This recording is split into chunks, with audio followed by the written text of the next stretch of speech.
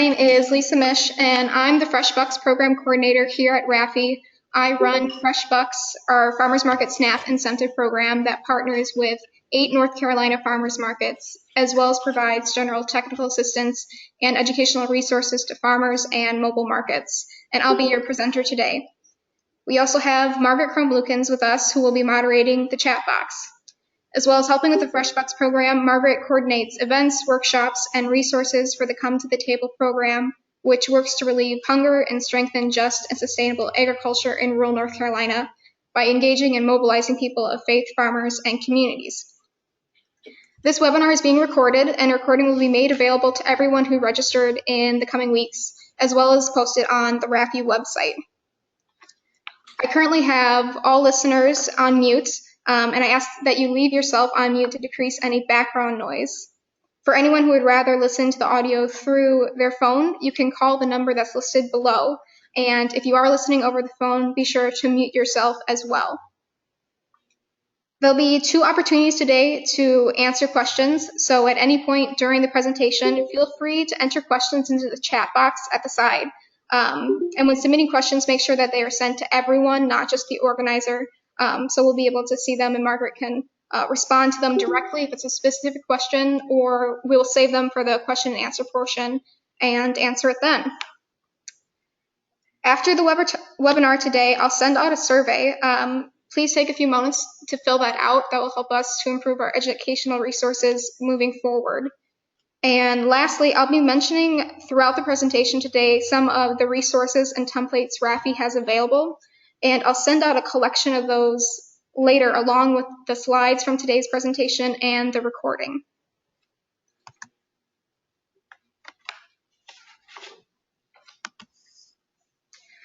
So here's an overview of what will be covered today. We divide it between 2 parts. The first part talking about the SNAP EBT program, and why you may want to add SNAP EBT at your farmer's market. Then I'll talk a bit about the application process to be a certified retailer, and funding opportunity through Farmers Market Coalition, and then some of the logistics of setting up a transaction and redemption system. At which point we'll take a break for any questions. And starting at 2:15, we'll move into the second part and talk more specifically about SNAP EBT outreach, staff vendor training, surveys, and evaluations. And then I'll also touch on SNAP EBT incentive programs and possible funding sources for that. And I should say that we will start part 2 at 2:15, so even if we end early, we'll take a break until 2:15.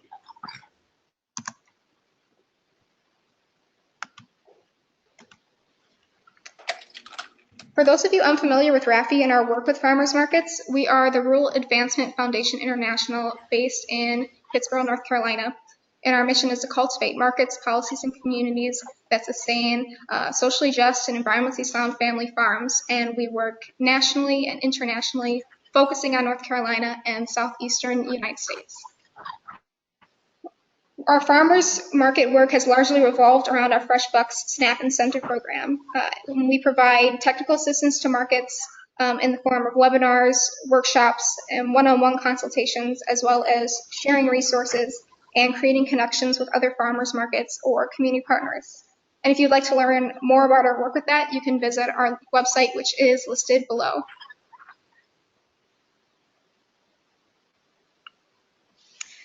So first, I want to touch on SNAP EBT as a program on the whole. And for many of you, this will be familiar information. But as a refresher, SNAP stands for the Supplemental Nutrition Assistance Program. And it's the name of the federal assistance program that provides funds for low-income people to purchase food. It's the program formerly known as food stamps. EBT stands for Electronic Benefit Transfer. And it's the way benefits are spent. It's very similar to a debit card. I use these terms fairly interchangeably, although among recipients, it seems that EBT is the term that's more commonly used. So SNAP is the program that provides the funds to purchase food, and EBT is the way that those funds are spent. As of June of this year, there were about 1.7 million people in North Carolina receiving SNAP benefits, which is about 1 in every 8 people in the state. and on average, those recipients receive $126 per month. So if you're a farmer's market or a market vendor that currently does not accept SNAP, that's a large demographic that may not be able to effectively connect with you right now. I've also posted a map below that shows the farmers markets in North Carolina that currently accept SNAP. And out of around 250 farmers markets in the state, about 50 of them accept EBT. This data comes from the USDA Agricultural Marketing Service Local Food Directory, and it has a list of all the farmers markets in the country. So you can go onto the directory and look at your profile and double check that the information is up to date and correct. And if not, you can update it. Another place you might look is the North Carolina Farm Fresh Directory, which is the statewide farmers market directory, which is another place that you can double check your information and update it.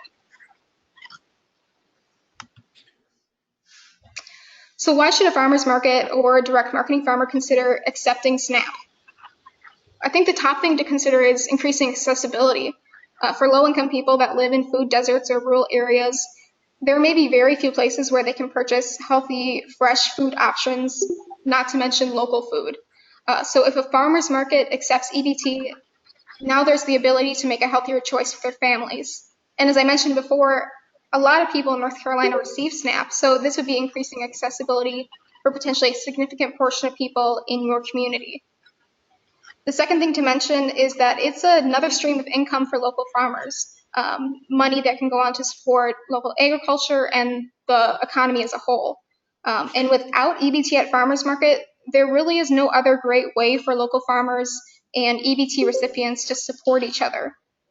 So it's not only a little more cash in a farmer's pocket, but it's also a way to keep money local within the community. I'll stop here and say that while SNAP is a great addition to a market, you should remember that it's not a magic solution. You're not going to buy the EBT machine and suddenly expect everyone to show up to use it. It does take an intentional, consistent effort, and being a market that accepts SNAP is a process.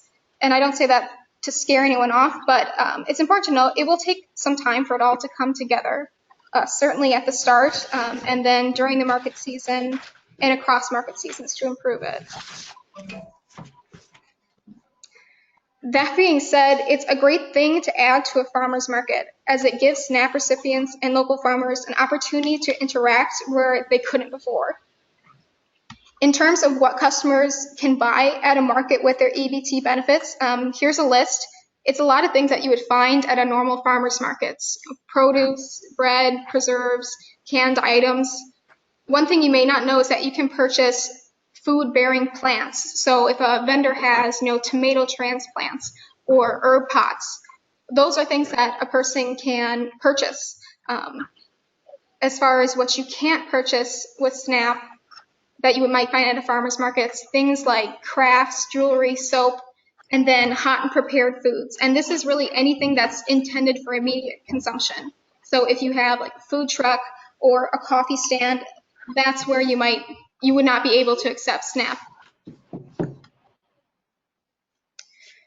So the SNAP EBT program operates on a number of levels. The top is the United States Department of Agriculture, the USDA, and within the USDA is the Food and Nutrition Service, and I'll refer to them as FNS for the rest of the presentation.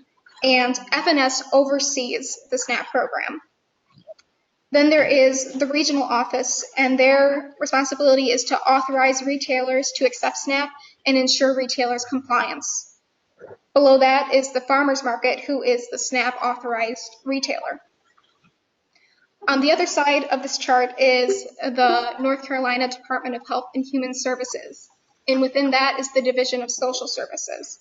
And this office is in charge of creating the policies for eligibility for people to enroll in SNAP. Then there's the county level Division of Social Services, and they are the ones that are interacting with community members and screening and enrolling them within the SNAP program. From there, there's the SNAP EBT customer, who can then go to a certified retailer like the farmer's market to use the benefits.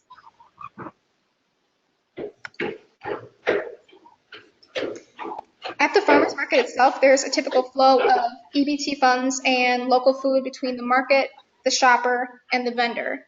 And it starts when the shopper comes to the farmer's market and typically goes to the central information booth, where they can swipe their card for however amount of money that they want to spend, at which point the funds go from the EBT shopper's account to the farmer's market. And in exchange for those funds, the farmer's market will give the shopper some sort of alternative currency like tokens to use. The shopper can then go throughout the market and go to a vendor's booth, pick out what they want to purchase, and then in exchange for that food, they would give the vendor those EBT tokens. At the end of a market day, a vendor would return those tokens to the farmer's market, and in exchange, the farmer's market would reimburse the vendor for those collected tokens. So essentially, the farmer's market is serving as an intermediary. The shopper is getting the food and the vendor is getting the produce. But the farmer's market is receiving all the EBT funds as the retailer and then distributing them to individual vendors.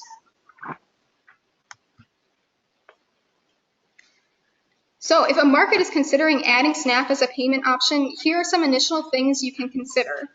The first is knowing your audience. So you can think about, where would SNAP recipients live in your community? Where would they shop, especially for food? Where do they work or spend their time? And then you could think about what are some potentially existing barriers for them to come to your farmer's market? Like is the farmer's market at a conflicting time to work schedules? Or is it difficult to get to the market if you don't have transportation?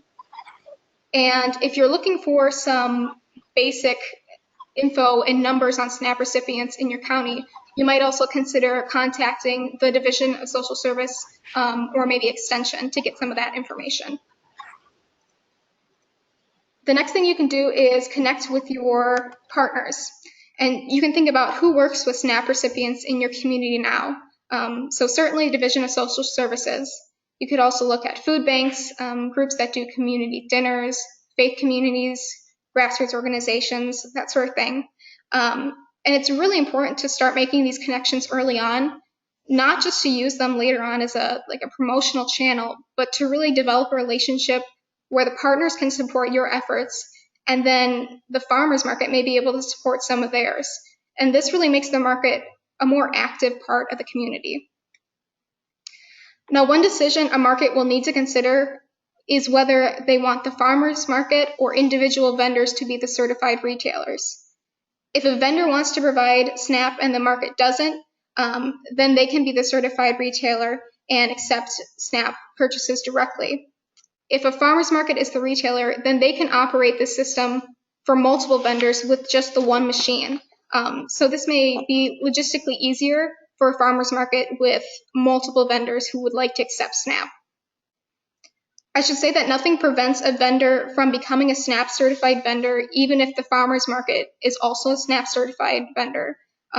If you're a farmer, you can use your license and your machine at the farmer's market, but then you could also use it at a roadside stand or an on-farm store, something like that. So that may be an option for some of you. I will say that the webinar today is mainly geared towards if a farmer's market wants to be a SNAP certified retailer, but there'll also be plenty of good information for vendors as well. The next thing to consider is the time and resources that you will need to run a SNAP EBT program.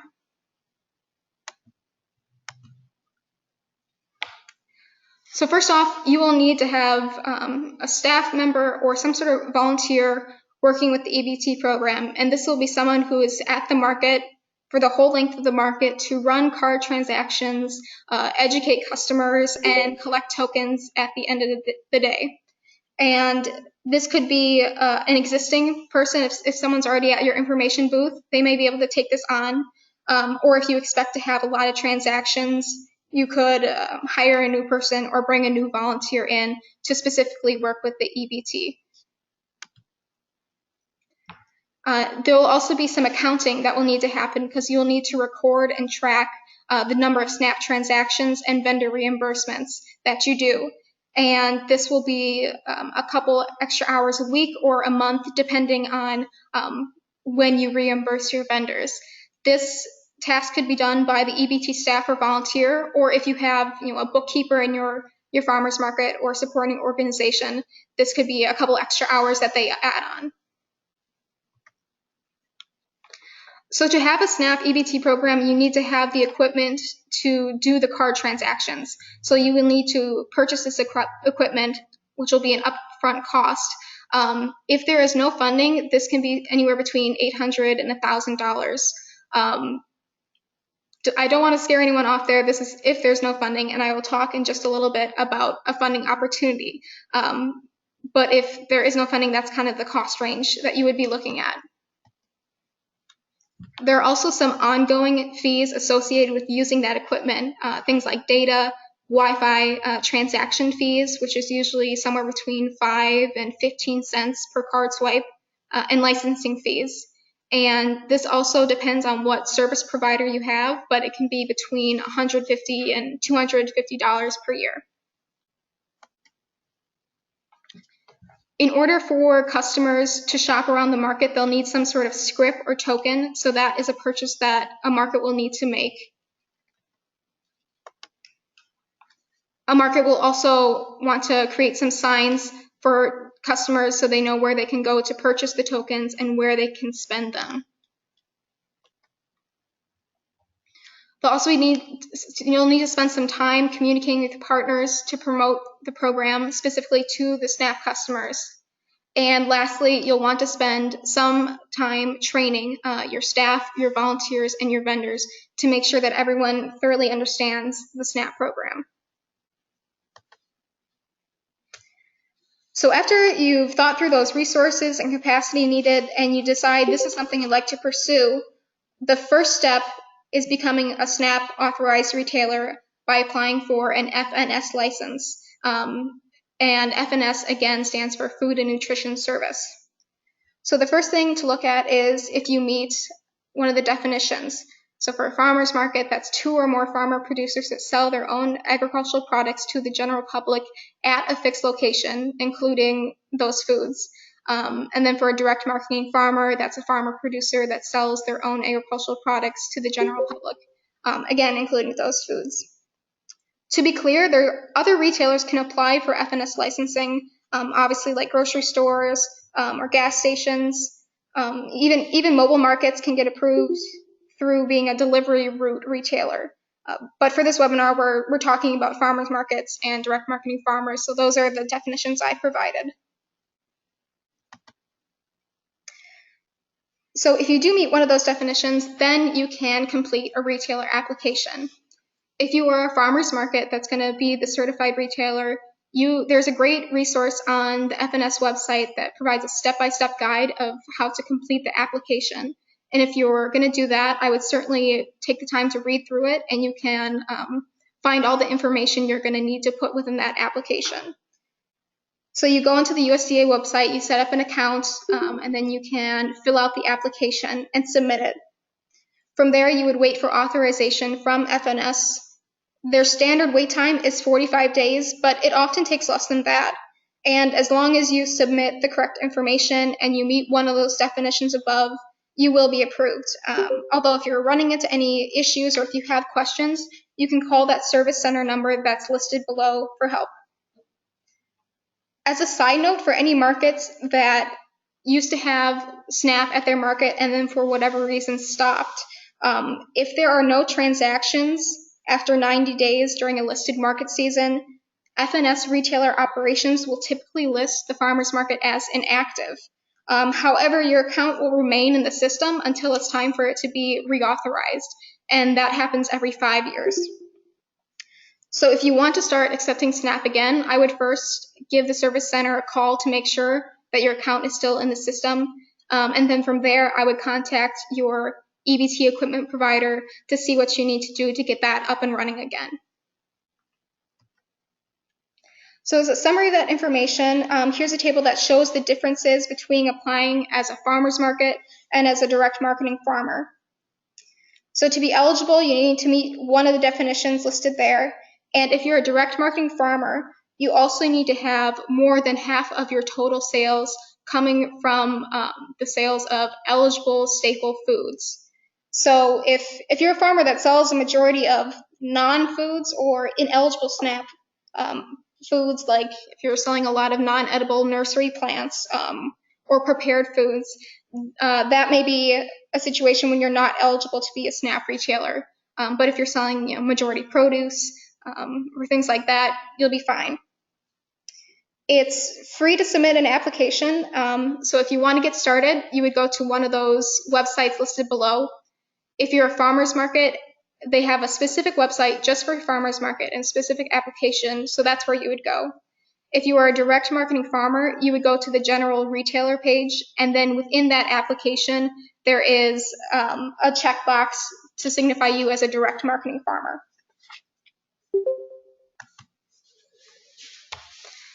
So right now, there is an excellent funding opportunity for any farmer's market or farmer that's selling at farmer's markets. And it's called the Farmers Market Coalition Free SNAP EBT Equipment Program. This is a partnership between Farmers Market Coalition, USDA, and 4 equipment providers. And the funding covers the upfront cost of purchasing the EBT equipment, as well as all annual fees for over a 3-year contract. The funding does not cover transaction fees, which again are about like 5 to 15 cents per swipe, depending on the service provider. And they do not cover the annual fees associated with using the equipment after that 3rd year. So starting in the 4th year, that's when those would kick in, and depending on your provider, it could be between $150 and $250.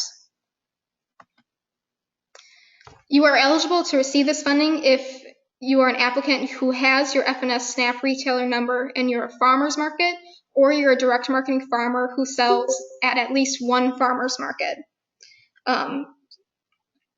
So if you are, if you have an on-farm store or a roadside stand but don't sell at a farmer's market, you would not be eligible. But as long as you're a farmer that sells at least one farmer's market, you are eligible to receive this funding. It's, again, free to submit an application, and the funding covers costs over 3 years. And the funding currently goes through the end of November of this year, or until all funds are allocated. So this is why we're doing the webinar now, because we want to give farmers markets and farmers enough time to take advantage of this funding, especially because you need to have that FNS retailer number before you submit the application. So if you would like to apply for this funding, the first thing is you would need to get that FNS license number. From there, you can go to the website, which is listed below, and fill out the application. Within that application, you would select your preferred service provider, and there is plenty of information on FMC's website detailing the different equipment and service providers that you can make a decision. And then once your application is submitted and approved by Farmers Market Coalition, they will give you an order number. From there, a service provider will reach out directly to you with a contract and an application. That is for the farmer's market to review and sign and send back to the service provider along with that order number you got from Farmers Market Coalition. This will allow the service provider to send an invoice to Farmers Market Coalition so they cover the costs. Once that happens, the service provider will send the equipment directly to you, and you can set it up and start using it right away. The only extra thing about this funding is that they ask that you report at the end of the year your total amount of SNAP transactions and redemptions. So that is data that you will have to track. For any more information on this funding, you can go to the website that's listed below. If you can, absolutely take advantage of this funding opportunity. Otherwise, you'll have to purchase or rent the equipment on your own or through other grants and sponsors. And as a recent example, we worked with a mobile market that didn't meet these eligibility requirements, so they had to purchase the equipment on their own. And for the equipment plus the first year fees, it was around $900. So again, if you want to take advantage of it, I would certainly start working towards that. So what does this equipment even look like? Generally, it's either a portable small terminal with a built-in printer, or now there's also attachable squares, pieces that can be attached to iPads or iPhones to swipe cards. One decision you'll need to make is whether your equipment will be able to accept credit and debit as well as SNAP.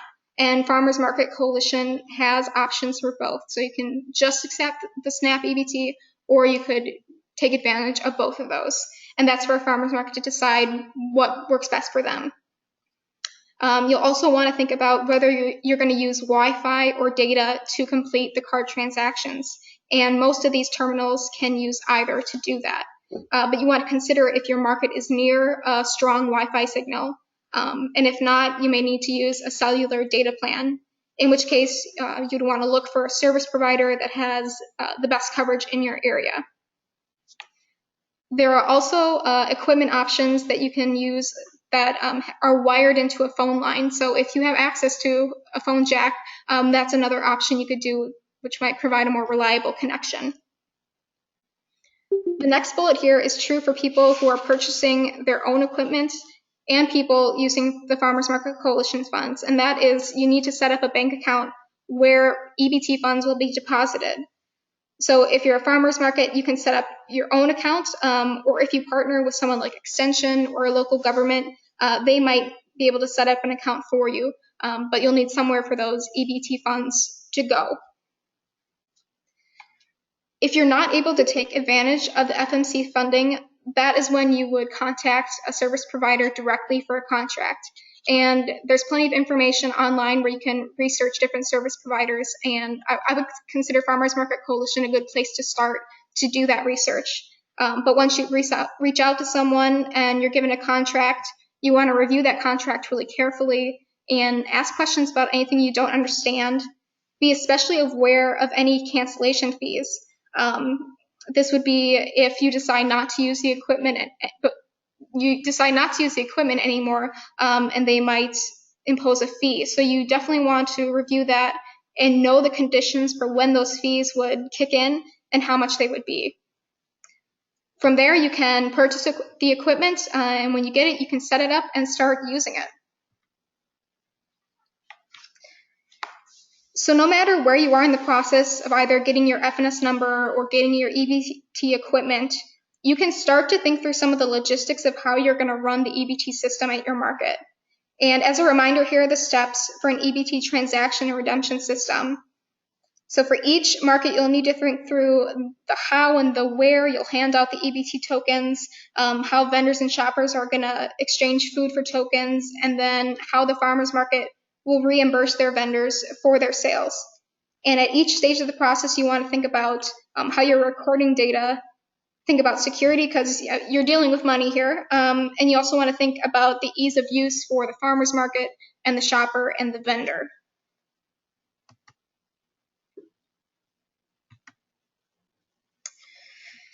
So for each part of this transaction redemption system, I'll first explain how each of the steps might look at a farmer's market and then provide some options that you can think about when you're making decisions for your own market. First, I'll explain what this would look like if you are an individual vendor that's going to be the certified retailer in accepting cards.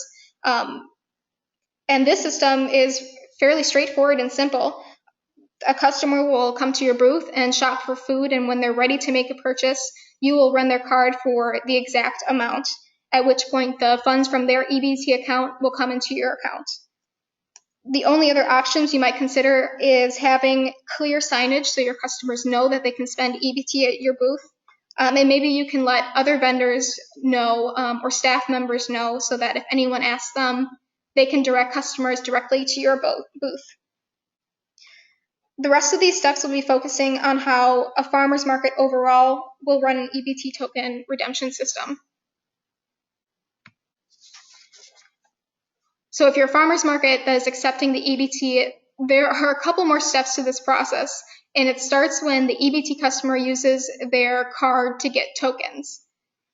Typically, you'll have some sort of information booth and a person at that booth who can run the EBT cards, educate customers about the program, and then track the transactions either on paper or electronically. You'll also have clear signage showing customers where to swipe their card. So this picture here is from the Greensboro curb market. And as you can see, they have multiple signs that clearly say that this is where you get your SNAP EBT tokens. So this is a great example of clear signage. So things for your market to consider is, who are you going to have at the booth, a volunteer or staff person?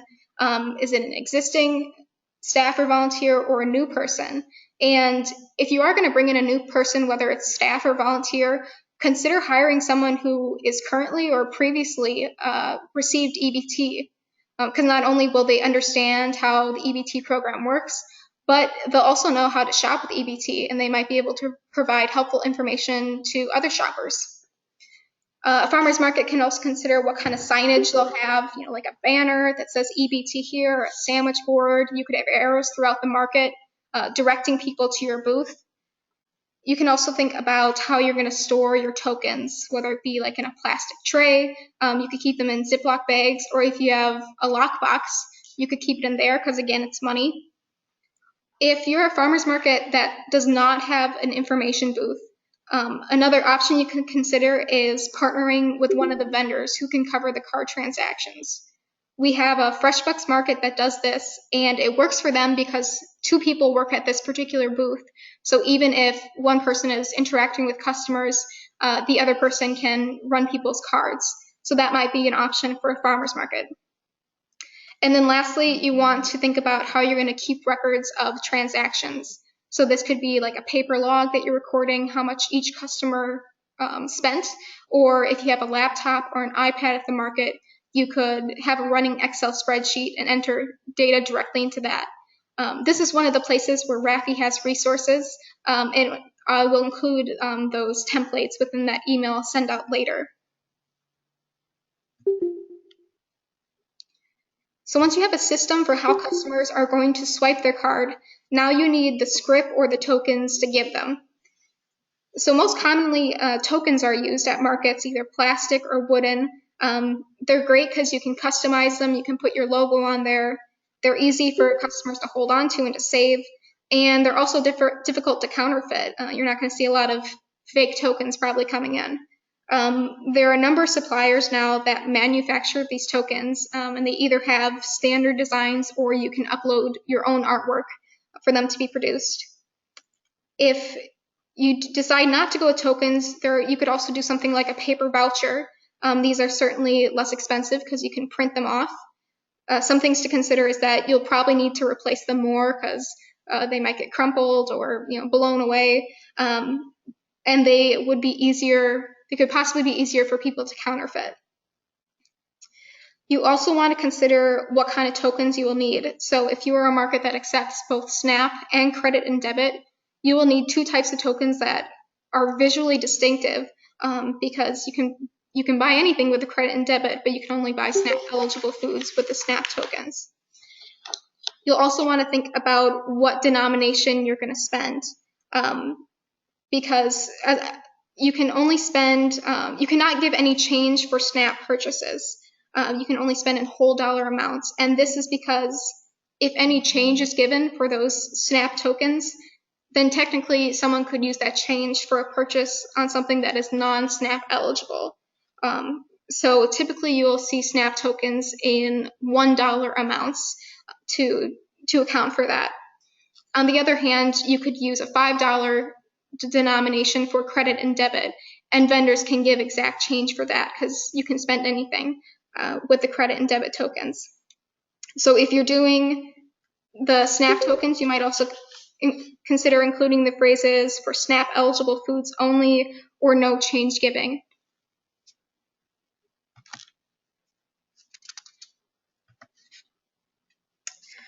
One of the last components a market will need to figure out is how they want to reimburse their vendors. So typically, a staff or volunteer will go around to all the vendors at the end of the market to collect tokens and then keep a record of what each vendor is owed. And a market will then pay vendors right then or wait and cut them a check at the end of the month or every few weeks.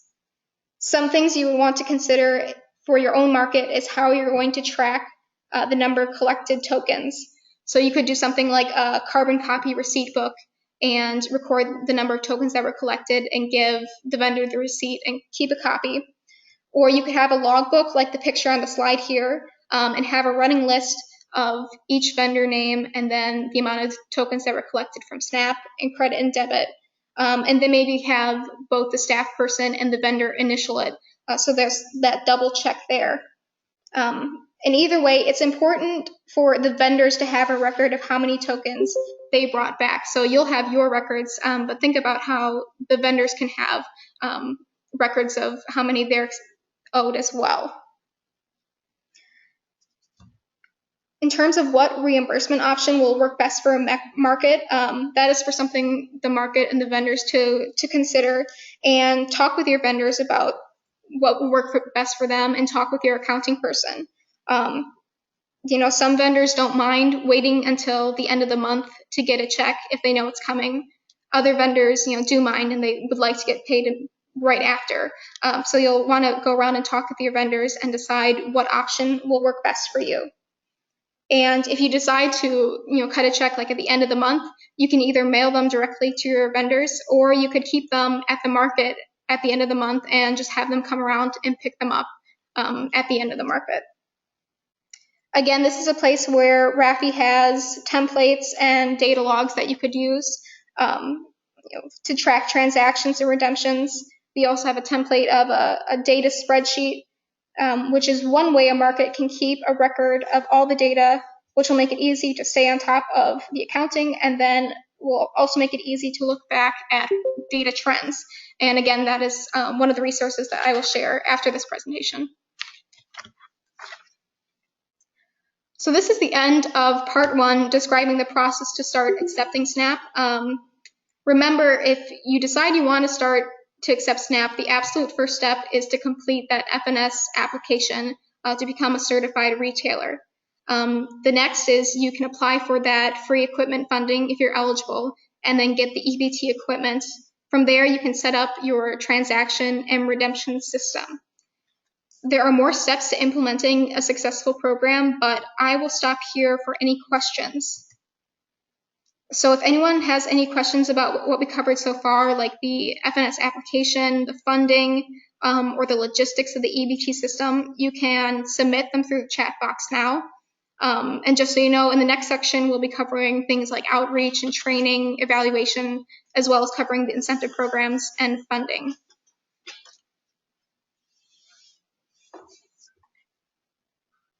So do we have any questions?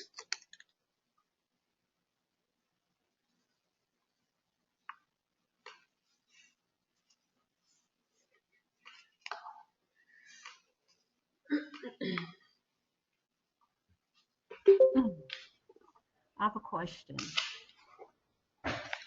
This is Francine McLaurin. When you say community dinners, what is a community dinner? Oh, I'm sorry, just a minute. I think I couldn't hear the start of that question. This is Francine McLaurin. When you were talking about when you're networking with people, DSS, food banks, faith communities, community dinners, what is community dinners? Oh, some communities have certain like dinners. I've seen them mainly associated with churches, and they will, get together and cook a dinner like once a week or once a month, and it's just, a volunteer opportunity. People come and bring food, and people from all over the community come and eat together. Sometimes there's a discussion topic. This may be something in your community or not, but some people do that, and it's a great place to reach out to low-income people within the community. Thank you. It looks like there was also a question about submitting an application if you've gotten equipment before. And on the Farmers Market Coalition website, they have eligibility requirements, which again is about the farmers market or your direct marketing farmer that sells at a farmers market. And also, if you're eligible for the funding, if you do not currently possess the EBT equipment, or if you have an EBT equipment, but you received that equipment before May 2nd of 2012. So again, if you had a SNAP program before and it was before that 2012 date and now it's out of date, you could apply for that funding. But if you receive that equipment after 2012, the funding is not available.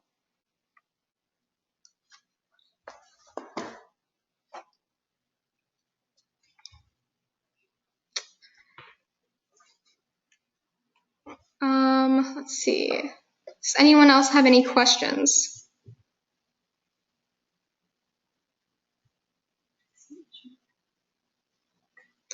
It looks like someone asked, if you apply for the EBT equipment through FMC this year but do not plan to use the equipment until the market reopens in 2018, is this an issue for the end of the year reports? As I understand it, it's not. That is maybe something you could discuss when you're working with Farmers Market Coalition, or you would put that into your application when you plan to start. But no, that would not be an issue.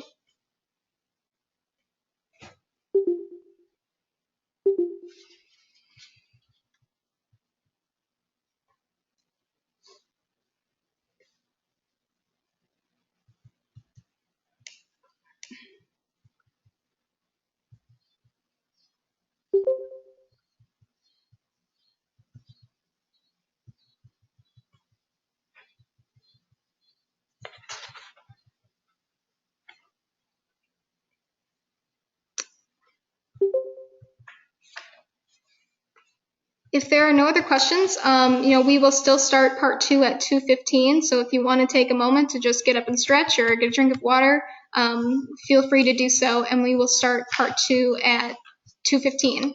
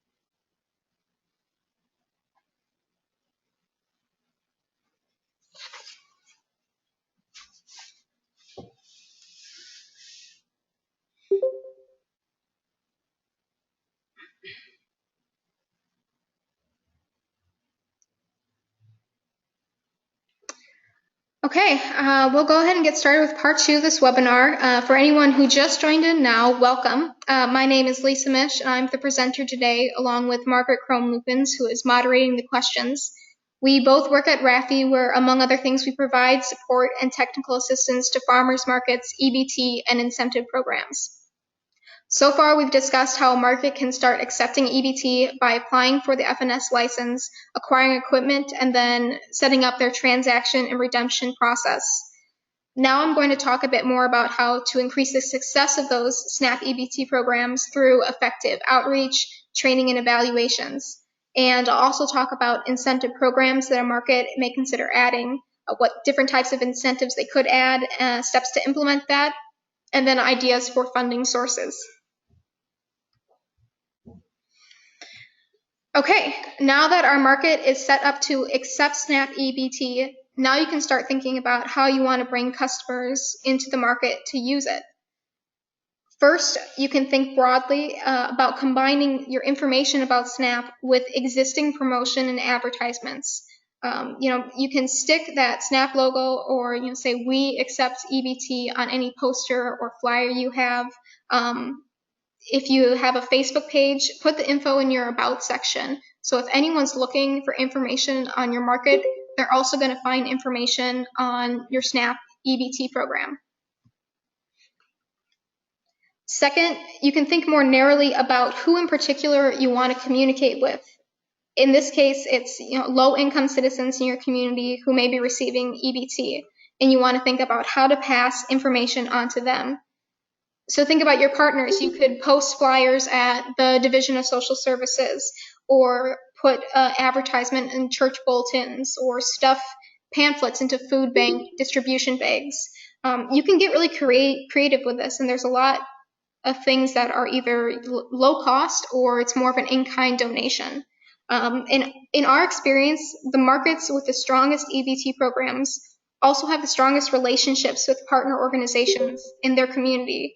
And these relationships can take some time to build, but in the end, they make the program much more supported. And they also help for markets to learn about ways that they can improve their program. The next thing I'll mention is consistency. You always want to have food security and EBT be a part of your conversation when you're talking about your farmer's market and doing promotion. Because remember that often people aren't on EBT permanently. They'll enroll during a time when they're experiencing some financial difficulties, and then they may move off of it later, and then a new person may come on to SNAP. So there's a constant change to your target audience, so you're never really done promoting it. You want to have a consistent message. Lastly, there's word of mouth, which usually is the most powerful advertisement tool a market can use. And you want EBT shoppers to go out and talk with their friends and their family and their neighbors about using EBT at the market, but only if that EBT shopper had a positive experience when they came.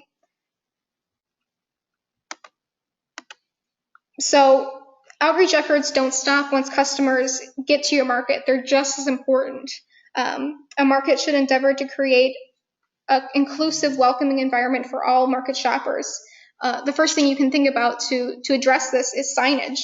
Make it very clear for customers where they need to go to get tokens and which vendors they can spend them with. You don't want shoppers to come and then have to wander around the market confused about where they can get these tokens and spend them. Related to this, you should think about, are there any EBT recipients in your community that would appreciate having these signs in a different language? For our Fresh Bucks markets, we have, we accept Fresh Bucks and aceptamos Fresh Bucks to address certain communities that have EBT recipients that would appreciate having in Spanish. Another thing to consider is having your farmers market staff ask customers as they come in if there's any foods that they're specifically looking for. One, the staff person would be able to direct those customers to a particular vendor or area of the market where they can find that food. And two, if they mention a food that the market currently does not have, that's good information to know, because you can think about your vendor recruitment and maybe fill in some gaps for foods that currently aren't available that shoppers would want to buy. Remember, when customers feel appreciated and welcome, they're more likely to return. And I'll talk a little more about communicating with your vendors in a minute. But you definitely want to talk with your vendors about welcoming SNAP shoppers, because they'll be the ones that are interacting with them the most. As a personal story, I talked to the vendor recently while I was visiting a market, and I asked him if he thought that more people could be taking advantage of the EBT program. And he responded and he said, yeah, I think more people could, but these people are too lazy to come to the market. And I don't think a vendor would say that directly to a shopper's face, but people can tell whether they feel welcome or not. There's already a stigma attached with using SNAP, so if a market or if a vendor is directly or indirectly adding to this, a customer won't come back. Other ways a market could consider to be welcoming is think about if there are any market activities that SNAP shoppers would appreciate. Like having recipe sheets available or doing cooking demos. Maybe you could bring in someone to do those, maybe someone from Extension to do a cooking demo. And then I also list consistency here, because just like any other grocery store or place someone would get food, you want customers to know that if they come to the market, they'll be able to use their EBT card. And, it's not going to be that the volunteer didn't show up that day or there's an issue with the EBT equipment, but you are a reliable source for where they can use their funds to purchase food. So those are some ideas for how to reach out to SNAP shoppers in your community to get them to come to the market. Another side of this equation is making sure that your staff, your volunteers, and your vendors are well trained on how the SNAP program operates. As I mentioned before, this can ensure a more welcoming atmosphere for shoppers and also reduce confusion and errors. So the first would be talking with your staff and your volunteers. So before that first day at the market, take the equipment out of its box and practice with it. Run a card transaction, figure out how to print the receipt, look at the different buttons and know what they do and how they operate, and just get comfortable with using the equipment. You should also prepare and have handy like a checklist of the things that you want to have at your booth to run the EBT program. So, the equipment, a transaction sheet, if you have a lockbox, the tokens, or any other educational pamphlets, those might be things that you'd want to include on that checklist. You should also make a step-by-step guide that clearly lays out how someone will run the booth, how they can run the card transactions, what they need to record for data, when they collect tokens. Just have all that information really accessible, so if someone needs to be reminded, or if you have someone new coming in, they know where they can look to figure that out. Some of the other topics you'll want to discuss with your volunteers and your vendors is where they're going to record transactions, how they're going to collect the tokens, what if something goes wrong with the equipment during the market, what are they going to do then? You can usually do refunds on people's cards, so they should know how to do that. And then also take the time to talk to them about the market in general, if there's any educational activities at the market. So if any customer comes up and asks them, they'll be informed and they can help those customers. And then make sure if you have more than one kind of token, like again, if you have a debit credit token and a SNAP token, that the staff knows that it's important to give the customer the correct kind of token and to let the customer know what they can purchase with those tokens. The last thing I'll mention is if you're going to have a volunteer run the EBT program, make sure that they're invested in this. It's not as great of a volunteer match if it's going to be someone new each week, because there's a couple steps to this process and you're dealing with money. You want to make sure that you have a consistent, reliable volunteer to do that. The other component of training is talking with your vendors. And again, this is important because they're such a big part of the program. So if you have an annual meeting, this is a great opportunity to do that. Because as I'm sure many of you know, it's difficult to get farmers together during the market season. So if you have the opportunity to do an annual meeting, you could use that to discuss, what they can and can't accept with EBT tokens. Remind them that you can only make purchases in whole dollar amounts. Go through like the redemption system and how the vendors will be reimbursed. And then take the opportunity to talk about being welcoming to shoppers. Maybe you can provide some context of how many people in the community receive EBT, or you could talk about your outreach efforts to different partners. And if nothing else, just remind them that it's another form of income. So it's in their best interest to be welcoming, regardless if they use cash or EBT tokens. Some farmers markets also have some sort of vendor agreement or contract for the vendors that accept EBT. And within that contract, it lists all that information. So if you don't have an annual meeting, you could put together a type of packet of information, like with that agreement, and then a list of EBT token guidelines and the reimbursement policy. And then you can give that to your vendors one-on-one and review it and have one-on-one conversations to make sure that they understand the program.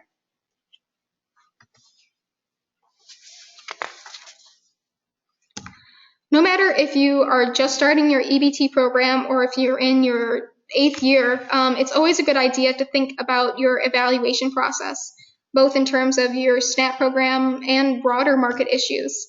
And what you're really wondering is, what is the market doing well and what can it do better? So one thing you might consider is having an outside perspective. As market managers, we can be really close to the market that we don't notice certain things. So you could bring in someone who is completely unfamiliar with the market and just ask them to walk through and take notes of how easy is it to navigate? Is it clear where they need to go to get tokens and where they can go to spend them? And use that outsider perspective to gain a better understanding of how your customers see the market. You can also consider doing surveys with your EBT customers or with vendors. And within these surveys, you can get at questions like, is the farmers market accessible to EBT customers? Is it easy to use the tokens? Are they happy with what's available at the market? And with your vendors, you can ask them, are they happy with the system? Do they get confused? Are they happy with how they get reimbursed? This is another place where RAFI has certain resources that we can provide with some of these different types of questions that each market could customize to what they're interested in learning. And you can certainly do these surveys on paper, or you could just have a list of questions that you ask customers every once in a while when they come, and you just record their comments. Or you could do something more visual like a sticker dot chart. It's whatever works best for you to gather some information on what your customers and your vendors are thinking. And then lastly, you can look at your data, specifically your transaction and redemption data. And from looking at that, you can tell things like, are people spending all their tokens the same day they buy them, or are they keeping them and never spending them? That could be a sign that they're not finding the foods that they are looking for. You might look at the data and see which vendors are getting the most sales, and from there you can think about, why is that? Is it because they sell a certain thing, or they are very welcoming to customers? Or you could look at the data and see if certain days align with higher transactions, and maybe that tells you about a certain, like if there's music or a special event or a cooking demo that might be bringing in more people to use the EBT. And then the last thing to do would be to reflect on this data and think about what you're gaining from it. And from there, you can think about how you might change your program for the next year to improve. Another important reason to gather data, even if you feel like your market is doing great, it can't improve anymore, is that you can take this data and then turn it into charts and tables, and then use that for things like sponsorship proposals and donor campaigns and grants. I hope that provided some helpful tips on how you can implement or grow an existing SNAP program. Another option that farmers markets might consider is adding an incentive onto this. This may especially be good for farmers markets that have had a SNAP program for like a couple years and feel they have a good system in place and want to expand their impact. That being said, I've worked with markets that started accepting SNAP and the incentives at the same time, and it worked fine. I put the SNAP EBT in parentheses in that title because with incentive programs, you have more flexibility to get creative with how you want to incentivize purchases. And you may not have to be limited to only incentivizing SNAP EBT purchases. But first you can consider, why would you add an incentive program? And I think one of the top reasons is incentives are good because they make fresh, healthy food even more accessible. Because in terms of calories per dollar, something like a head of lettuce can't really compete with many grocery store foods in terms of calories, and things like processed foods may be more cost effective for their money. But if an incentive is added to this at the farmer's market, it makes those purchases more realistic for the shopper. Also, many incentive programs allow customers to save their benefits for later in the month when they would ordinarily run out. As another story, I talked with the market manager who said that a customer came in last year near the end of the month and only had about $8 in incentive tokens. But she said she wouldn't have been able to buy food that day if it were not for the incentive tokens. So incentive programs really add a greater impact to addressing food access than just EBT alone. Another thing about incentive programs is that everyone loves a sale or a deal, and it gives a little extra push for customers to come to the market and try it out, especially because there is a perception that farmers market food is more expensive. So it may require like a sale or an incentive to get people to try it out, and once they come, they may realize that the prices are very similar or less than the grocery store. And then lastly, an incentive program means more money for your vendors. So it's really a win-win situation for the shopper and the vendors. There are a number of markets now that have incentive programs. So the good news is that you can look around for inspiration on what you want to do. And I've listed a couple of the logos on the side. So on the national level, there's Double Up Food Bucks program, which is a dollar-for-dollar match in a number of states. Then something like Market Match is a statewide program in California that provides incentives. And then there's the FreshBooks program, which is run by RAFI, which works at the market level, again, to do a dollar for dollar match. But there's a lot of different types of incentives you could do. I've seen incentives where you spend $5 at the EBT and get 2, or you could do something like a voucher, a loyalty punch card, or a coupon. And you can go beyond SNAP with these incentives. So other markets I've seen give incentives for people who are enrolled in Medicaid or receiving supplemental security income, or mothers receiving WIC. There's a special national program that's available in some North Carolina counties called WIC FMNP, which stands for Farmers Market Nutrition Program. And it's value checks that they can use specifically at farmers market. And within our FreshBucks program, we're able to match SNAP and those WIC checks. And for the markets that do that, they do see an uptick in the people that are coming to use those checks. So creating an incentive that applies to more than one assistance program can be really helpful, not only because it opens up the incentive to more people, but it also creates a continuity, especially if people move from one assistance program and then they're not eligible anymore and they may move to another one. You're not dropping shoppers, you're still providing an incentive and helping people that may have trouble purchasing healthy foods. So you may wonder how difficult it is to add an incentive program to an existing EBT program. And the good news is if you already have the token system in place, it doesn't take that much extra work to do an incentive program. Most of what it is adding a little more time or resources to what you're doing already. So for tokens, you would need a new set for incentives that again are visually distinctive from the other tokens to avoid confusion. So that would be a cost. Signage, you would want to make it clear again where customers can pick up these incentives and spend incentives. So that might be a cost for new signage. In terms of accounting, you'll need to keep track of how many incentives are distributed and spent. And this will most likely be like an extra column in your data log or Excel document. You'll also want to do outreach. You may have a new promotional push with your partners to start the incentive program. So that might be a little extra time talking to your partners or doing some new advertisements. You'll need to spend time retraining your staff and volunteers and vendors so they understand this new program and don't get confused between what the EBT is and the incentive is. And then lastly, obviously, you'll need the funds to provide the incentive. And I'll go into some of those possible funding options in just a little bit. But first, I'll lay out a general timeline of tasks for markets that want to implement an incentive program. The first thing would be choosing the type and level of incentive you want to provide. And there's flexibility with this. So go ahead and talk with your vendors and your board members and shoppers that are coming in to get some idea of what would be interesting and what would create the greatest impact for increasing food access. From there, you would need to purchase the incentive token, which again needs to be different from your SNAP tokens in order to keep the accounting clear. And it could be a different color, a different design, or like a different format if you're doing a punch card or a voucher.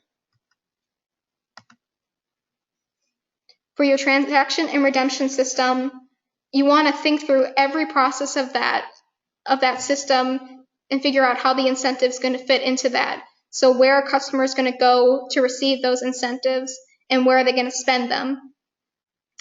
If you're doing a typical SNAP incentive program, you're probably going to have the tokens right at the info booth where they get those.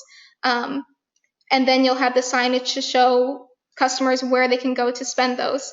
And this may be different than the EBT signage. For example, our FreshBucks program, customers can spend EBT tokens on any SNAP eligible foods, but they can only spend FreshBuck incentive tokens on fruits and vegetables. So while some vendors may be able to accept the EBT, they can't accept the FreshBucks because maybe they're a bakery salesman and they don't have fruits and vegetables. So you'll have to think through what kind of signage you'll need to indicate that.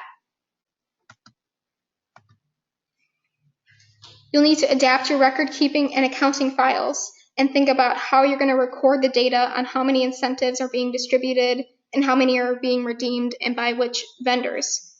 Like I mentioned, this usually involves adding an extra column to a data log or an Excel spreadsheet. And then for reimbursing, you want to make sure that your accounting is clear, that you know how much of each reimbursement check is coming from the SNAP pot or the incentive pot, or if you're doing credit and debit, how much is coming from there. In terms of marketing, you'll want to update all your current promotions and ads to include information about the incentives, and it could be something as simple as adding a line that we accept and match SNAP. But again, having that consistent message always be a part of your promotions.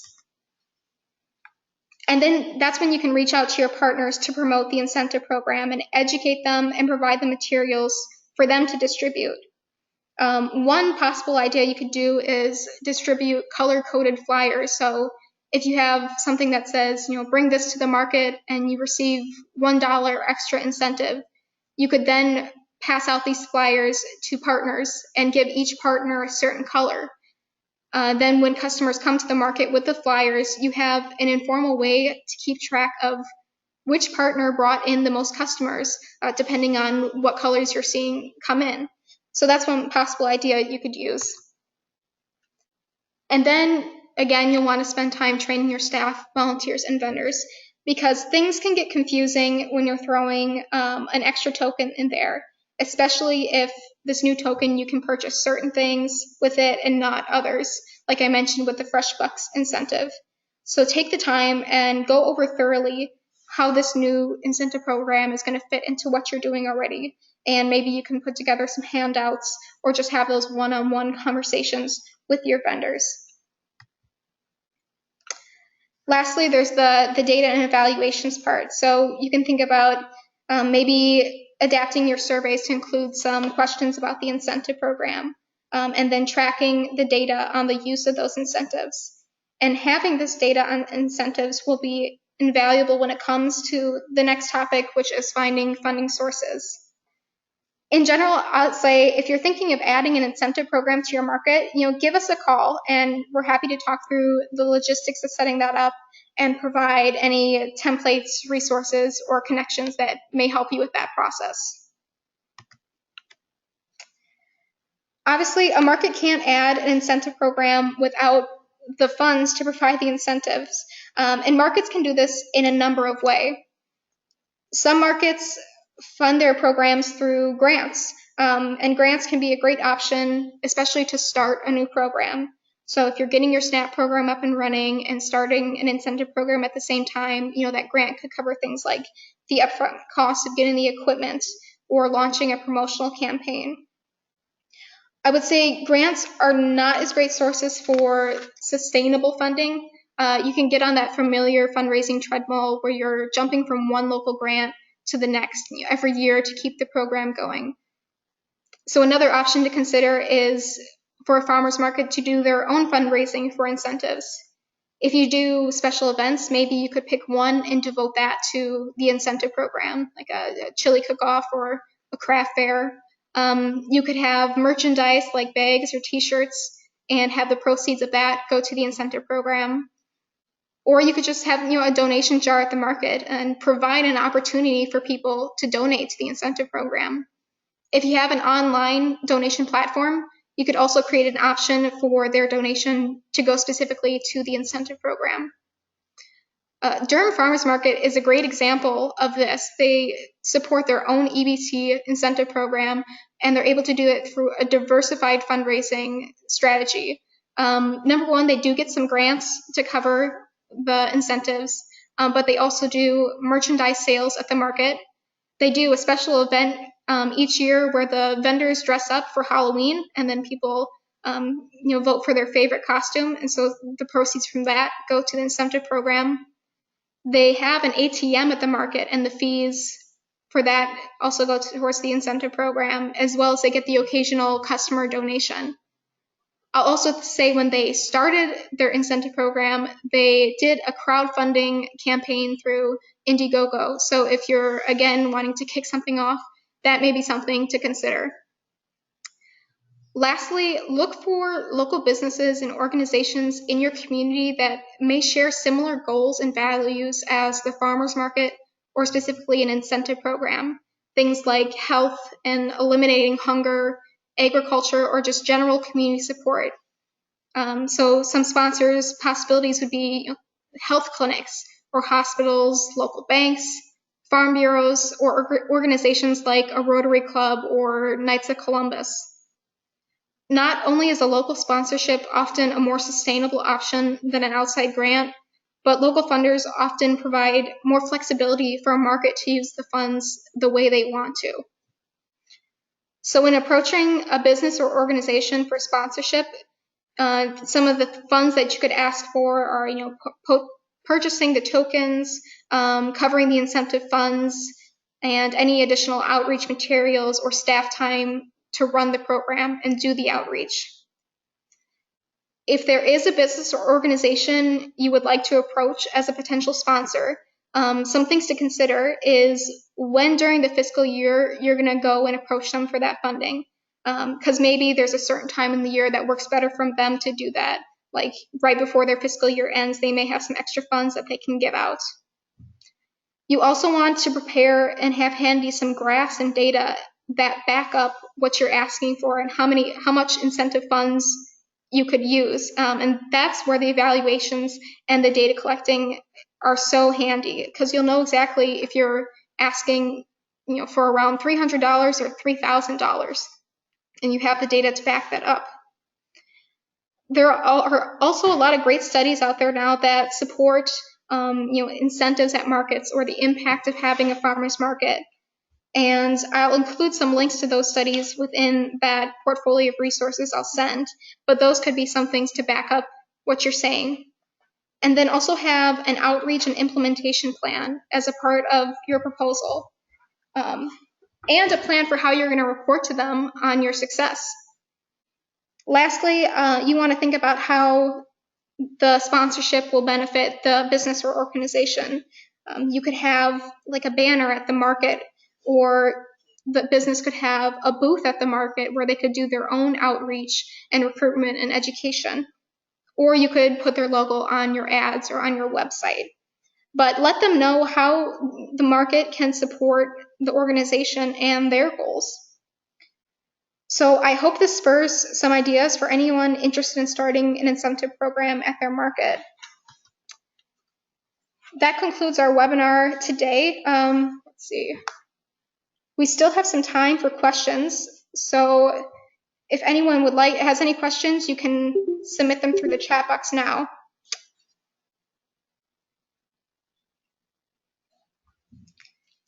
If anyone needs some time to put those in, I'd just like to thank everyone for attending today. As a reminder, I'll send out a survey soon to get your feedback on the webinar and what we could do to improve our resources. I'll also follow up with an email that'll include some of the templates and resources I mentioned, along with the slides and the recording from today.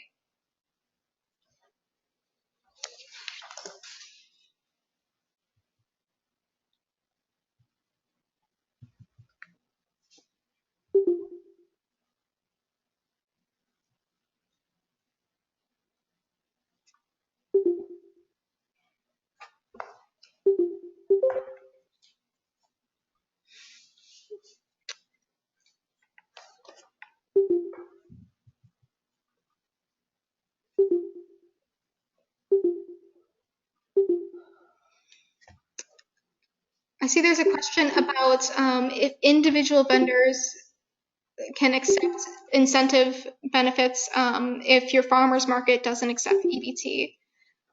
I do not know of any examples of individual farmers that do, but I don't see any issue where that they couldn't. It would just be a matter of the individual vendor finding like a sponsor or outside funding to provide a match.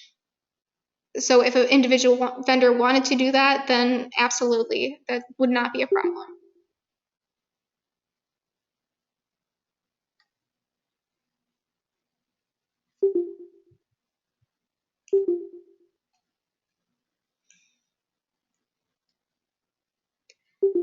Well, if there's no other questions, feel free to reach out to me either by phone or email. I've listed my contact information there. Otherwise, I hope you all have a great day.